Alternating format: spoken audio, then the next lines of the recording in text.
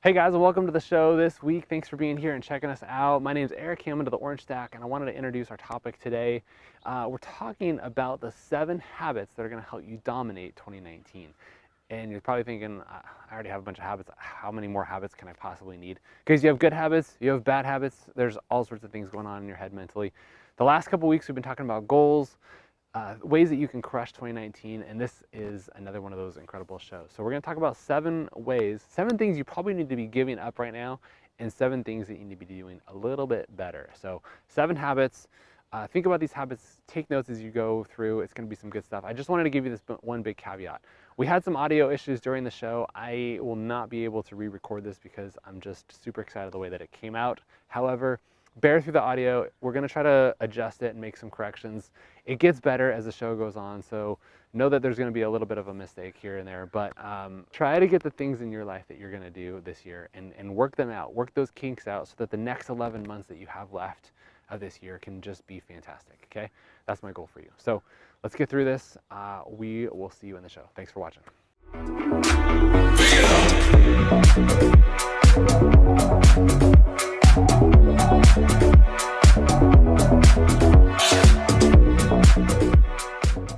Hey guys, and happy Friday. Welcome to the show. My name's Eric Hammond of the Orange Stack, and today it's Friday. We do our show Facebook Friday every Friday morning, 10 a.m. Pacific. We're happy to be here, happy to have you guys watching, and hope you guys enjoy the show. We are all about building your business as a real estate agent. As a past agent for over 10 years, I understand the market. I understand what you guys are doing, struggling with, how to grow your business, and everything that's going on. So today we're going to get into the 7 habits that are probably holding you back from 2018 and how to dominate your 2019. So we've been talking about goals and ambitions and setting up targets for this year so that you guys have an unbelievable year. Again, this is one of those shows that talks about the habits that you're probably doing in your life right now that you don't even realize it. But it's going to be interesting as we go through the show to see what habits relate to you in your life. So after we go through the show, watch all this, get the ideas and things that you're working on right now, and tell me, post in the comments, what are those things that you're struggling with right now? What are the habits that you're trying to break this year that are holding you back from reaching the goals and the things that you're trying to accomplish in 2019? So we're rolling into this one. The first one is to stop changing, okay? When I got into business, I've been self-employed for over 10 years now. I've had little businesses and side things going on all the time. I'm always like trying to adapt, trying to make things work. I did my first 10 years in the construction world, okay? I came from a construction background. I had project management experience. I went to school for it. It's just what I did. And I've kind of been weaving around trying to figure out my niche. And when I figured it out, it just blew up. When I stuck with what I was working on, everything clicked and everything came together. What happens is that most people get into business and they think, you know, it's going to be like Shark Tank and it's going to be like all these incredible shows that you see on TV, and it's not. Running your own business is not sexy. It's not this glamorous thing that you get up and you roll into work at 10 or 11 o'clock, you have lunch, you play golf, you do your thing, you mingle, you social, you check out at 3, go hang out for the rest of the day and do whatever you want. It might be that way somewhere in the future when you've built all these systems and established the patterns and habits in your life that are going to get you there. But for the most part, it's not. It's rough. It's grind. It's get up and early mornings and doing things over and over and over that you probably struggle with, that you might hate at the beginning, but you know that you have to do until you can either delegate or find someone else to do this work or figure out how to not do these things. But for the most part, most of you guys are struggling to get on the phone. You're struggling to door knock. You're struggling to call leads, past clients, get on your phone, go through all the numbers, all these challenging things in your life. The question I have is, what happens when you zig and zag and you're all over the place and you don't stick to anything consistent? You don't see results.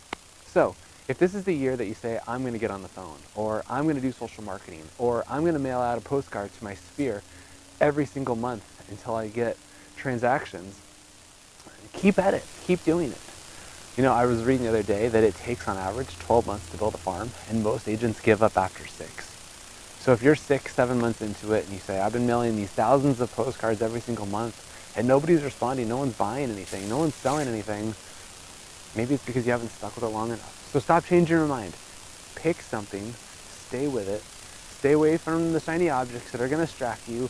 The easy way out, as they will. There's so many things online that are going to say, try this. For only $100, you can do this. Or Here's my new secret weapon that's going to work for you this year in real estate.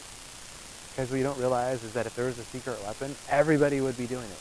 There wouldn't be a secret weapon. There is no secret weapon. The secret weapon is to stick with it, to keep going, to do the hard work.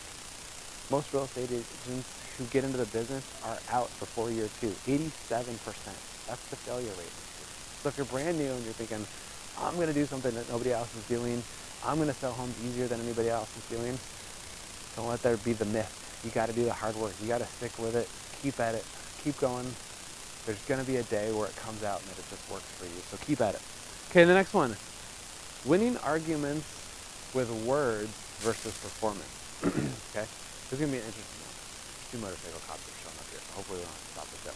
But there's the thought that, when I get into an argument, I can fight back, and I can argue and say, you told me this, and I told you that, and blah, blah, blah, blah, blah. I was at this networking event last night, and I was hearing the story of a real estate agent who was struggling with one of their clients. Their clients, I don't want to say they went crazy, but they had some challenges with it. They were going through some challenging moments, and they were trying to argue back and forth, word for word, saying, I'm right, you're wrong, this is how it went, blah, blah, blah, blah, blah. The way to win any argument, guys, is with performance. If you outwork anybody and outshow them what you're able to do, all you have to do is outperform everybody. That's the trick. So if you have a client that says, you know what, I don't think you're representing me very well, I don't think you're doing a very good job of selling your house, I don't think you're the best agent for me anymore because the market's changing and they're not listening to you and you're not able to price their house properly, work. Show them that you care. Show them that you know what you're doing. Show them that you know this business and take control of that listing. Tell them you want the price changes that you need. Tell them that you want to do the marketing things that you need. Take control of that property, okay? That's the goal with this. The next one, be accountable, okay? Being accountable is crucial. You can be accountable to your mentor or to your partners. You can be accountable to other people in your business. You can be accountable to people under you. You can be accountable to a lot of people. Your wife probably is one of them, right? If you're married. But think about it this way. Go find a mentor, somebody who's got a few more years of experience above you, somebody who's been in the business longer than you, a coach, somebody who can drive you along, and be accountable to them on a weekly basis, okay? I'm talking checking into them every single week, telling them your numbers, telling them what you're doing, telling them what you're stuck with, asking for advice. It's going to be hard to find a mentor like this. You may even have to pay somebody. I was in Tom Ferry coaching for a while. I loved it. It was fantastic. I'm not saying it's the best for everybody, but if you have to go find a coach and pay them $500, $1,000 a month to hold you accountable, that might be what it takes. We have a couple of our clients who've asked us to hold them accountable. They do certain things. They're required to post certain things for their content. They have to live up to a certain standard to work with us. And it's the same with you. So if you're going to say, this is my year, again, to get on the phone, to door knock, to do my scripts, to do my things, find someone that's going to hold you accountable every day and say, did you get on the phone today? How many people did you call? If your goal was 80 and you only called 60, how are you going to make this other 20 up? What are you going to do differently? Have someone hold you accountable so that you can live up to the goals and the things that you're trying to accomplish. So that's a huge one for you right there. Message me. If you need someone to hold you accountable, message me. I've got a few ideas for you. There's a bunch of different ideas, but if accountability is your thing and you're talking yourself out of doing the things that you need to do every day, there might be something that we can do to help you with that. So that's accountability. Okay, the next one is to think about relationships. Friends are huge. They talk about the 5 friends that you have in your life and them being such a huge influence to you. It's going to be, the average of what they make is the average of what you're going to make. The average of what they do is the average of what you're going to do. So who you hang around with matters. We're not going to get super deep into that, but just know that your friends are a big influence of your life. What I would say is consider the relationships that you have in your life. Are you using them to get where you want to go in life? Are you using them to have new introductions, to meet new people, to get new things, to have certain lifestyles? If you're just using the people in your life to get ahead and to make that next step, you're probably missing out on other opportunities. What I want you to do is think about the next 10, 20, 30, and even 40 years of your life. Who do you see that's still around in 40 years from now? Who do you know right now that you're thinking, I would love to have a relationship with them? Obviously, hopefully your wife or your spouse or husband is in that group, but what friends, what partners, what people do you know that you want to have? When I was doing this exercise, I know quite a few people, but there's a handful that I said, I definitely want to know these people in 30 or 40 years. Some of them might not even be alive in 40 years because they're kind of a little bit more mature in life. But, who are the people that you want to know in 40 years from now? And then once you establish who these people are that you're going to know in 40 years, what are you going to be doing with them? How is this relationship going to mature? Okay? How are you still going to be bringing value to the relationship so that they still want to be around with you in 40 years? If you're just sucking from them all the time and saying, gimme, gimme, gimme, I need this, I need that, they're probably not going to stick around for even 2 or 3 more years. So how are you going to build this relationship, bring value to this relationship, keep nurturing this relationship? So my goal for you in 2019 would be to nurture these relationships, find ways to give back, find ways to listen to the conversations, to think about what it is that they're doing in their life that they could use from you. How can you bring them value? How can you give them things that they're looking for? Listen to their conversations, listen to their needs, listen to the things that they're working on, and say, how can I do this? How can I bring this for you? Okay? So that's number 1, 2, 3, 4. That's number 4. Number 5, study your trends, okay? So this is going to be an interesting one. What I want you to do this week is every time an emotion or a feeling or something happens in your life, okay, I'm talking about getting angry, being sad, being happy, being optimistic, being super motivated and I can't sleep and I just need to get out of bed and do something today. Think about those things, and every time one of those emotions come out, get a piece of paper and write down all your feelings, all your thoughts that cause you to feel this way. So let's take anger, for example. The next time you get angry, whether it's at your kids or a client or something in your life that caused you to get angry, document. Think about what happened before this happened. What were my emotions before this? What caused me to have my mindset go this way? And I want you to document these trends so you can start identifying before they even happen. Right? I was hearing a story about somebody, and they watched a video happen. They watched their players, and they watched the other teams that were playing. And there's this one player that he could anticipate if he came out of the huddle which way he turned. So if he went left out of the huddle versus right out of the huddle, he knew how that play was going to go. So this, I think it was one of the players, he would watch the other team, and if he came out of the huddle, he could be able to predict if he was going to run down the field and receive this ball or if he was going to go a different route. And by understanding these things, he understands his trends, and it helped him. He became this incredible player. So if you can anticipate your trends and the habits that you have before these emotions come into your mind, maybe you want to stop being angry. Maybe you want to prevent getting super emotional, or maybe you're trying to get more motivated this year. Think about the things that are leading up to that moment when these things happen, and either how to increase them, progress them, or how to hold them back so that you don't have these types of emotions that you're trying to prevent. So document your trends. See what comes up. See what happens. Okay, the next one. This is a fun one too. Stop being a mama's boy. And with a mama's boy, there's also a mama's girl or a daddy's girl, however you want to put it. But think about it this way. There's a lot of people who are raised to support or be supported by their parents, right? So maybe they had one of their siblings, or not one of their siblings, one of their parents not there all the time, and they had to go, in the mama's boy scenario, they had to go to their mom for love all the time. They had to go and get attention from her. They had to be shown that they were cared about in their life. The cops raced out of here. They've been parked over there. It's kind of weird.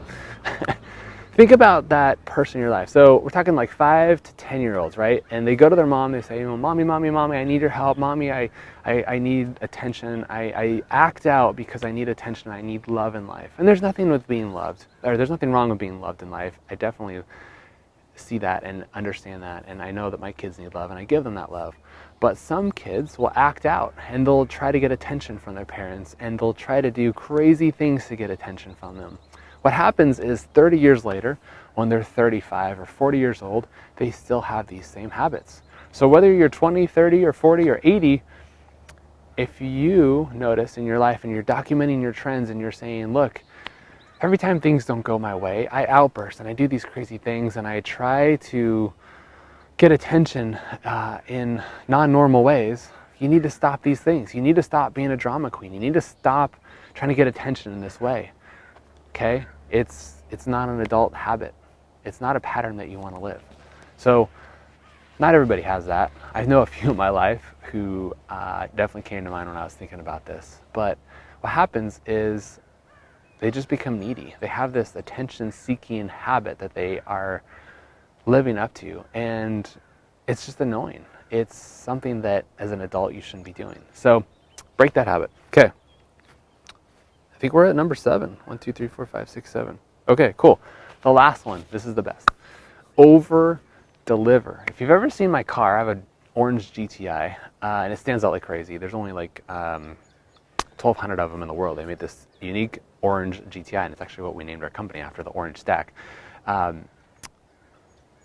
my license plate, that's what I'm getting at. My license plate is incredible. It's super motivating. So the letters on it are WIT10X. Most people will say, what the heck does that mean? One guy actually thought it meant witty ox, W-I-T. He thought the one was an I. Witty ox.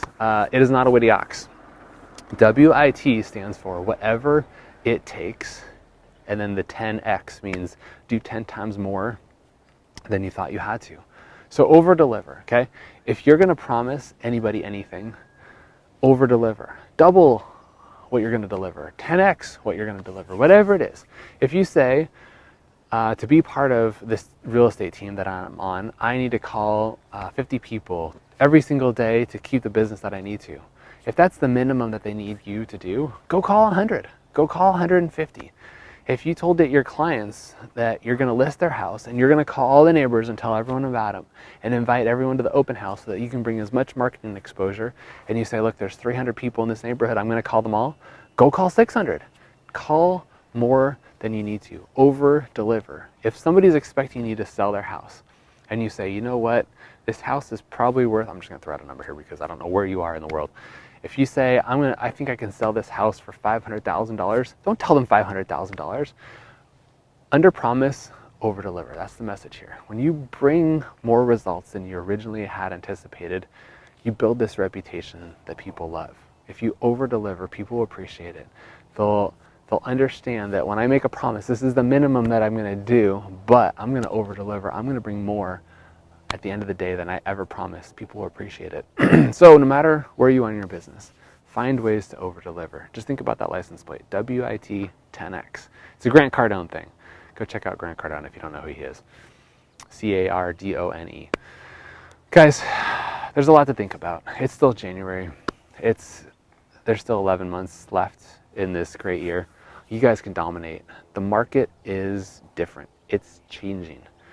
Real estate is super popular right now. More people than ever are getting their real estate license. It is becoming an oversaturated place to do business. Fight against your competition. Prove them wrong with your actions. Don't fight with words.